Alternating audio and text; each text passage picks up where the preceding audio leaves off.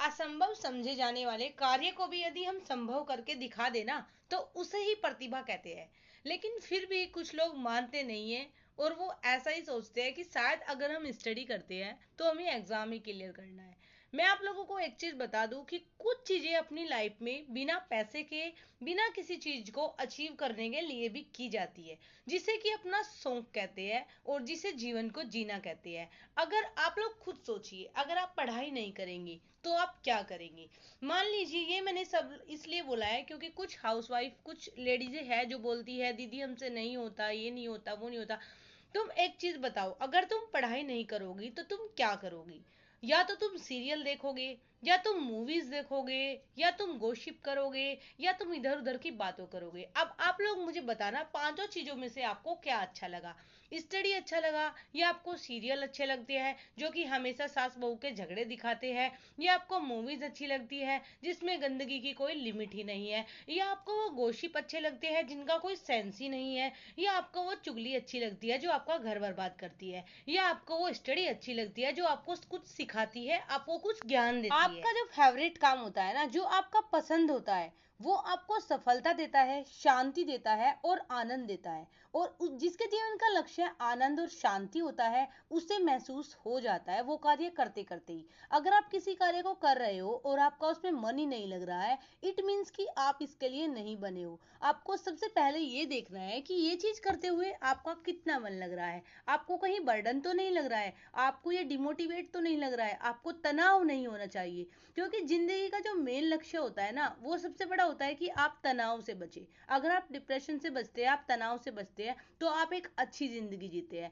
यहाँ पर मैं आप लोगों को एक चीज ही बोलूंगी, आप किसी भी एग्जाम की तैयारी कर रहे हो या आप अदर बुक्स पढ़ रहे हो, बुक्स हमारी सबसे प्यारी दोस्त होती है। कुछ लोगों को लगता है बुक्स सिर्फ हमें एग्जाम क्लियर कराने के लिए, और क्योंकि ये चीज इसलिए होती है क्योंकि हमें बचपन से सिखाया जाता है कि बस पढ़ाई करो पैसा कमाना है, पढ़ाई करो पैसा कमाना है। तो यहीं तक हर हर इंसान की सोच यहीं तक लिमिट होती है कि शायद अगर कोई पढ़ाई करता है तो उसको एग्जाम ही क्लियर करना है, शायद अगर कोई बुक पढ़ता है तो उसको उससे एग्जाम ही क्लियर करना है। एटॉमिक हैबिट नाम की एक पुस्तक है जो किसी एग्जाम को पास नहीं कराती, बट मैं आप लोगों को रियली, अभी मैं आप लोगों को दो तीन बुक के नाम लूंगी जिन्होंने मेरे पूरे जीवन को चेंज किया है। अवचेतन मन की शक्ति, एटॉमिक हैबिट और the art of public speaking.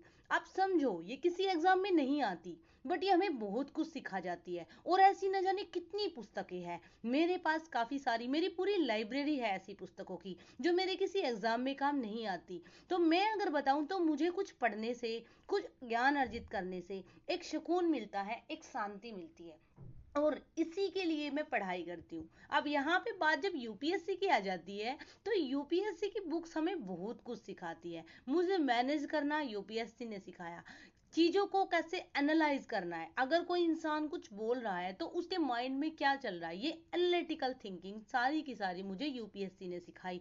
मैं कभी ये नहीं बोलती कि मैंने अपना टाइम वेस्ट किया या मैंने कुछ बर्बाद किया। अगर आप गहराई से चीजों को पढ़ते हो, जैसे हमने बचपन में हिस्ट्री को पढ़ा था, ऐसा यूपीएससी में नहीं है। यूपीएससी में जब मैंने हिस्ट्री को पढ़ा तो एकदम दिमाग से सारी चीजें ओपन आउट हो गई कि रियलिटी क्या थी, क्यों गांधी जी ने सरदार पटेल को ही मतलब प्राइम मिनिस्टर नहीं बनाया था, क्यों उन्होंने नेहरू को बनाया था, कैसे उन्होंने अहिंसा के खिलाफ लड़ाई लड़ी थी, क्यों उन्होंने शस्त्र नहीं उठाए थे।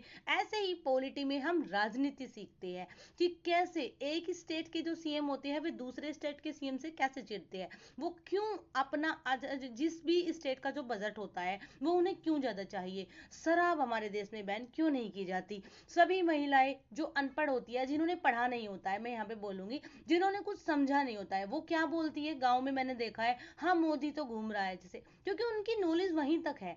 उनको नहीं पता होता है कि इंटरनेशनल समझौते होते हैं, वहां पे बातचीत होती है, हमारा डब्ल्यूएचओ है। तो इस तरह की चीजें समझने के लिए आप लोगों को ज्ञान की जरूरत होती है, और ये सब आपको बुक्स ही देती है।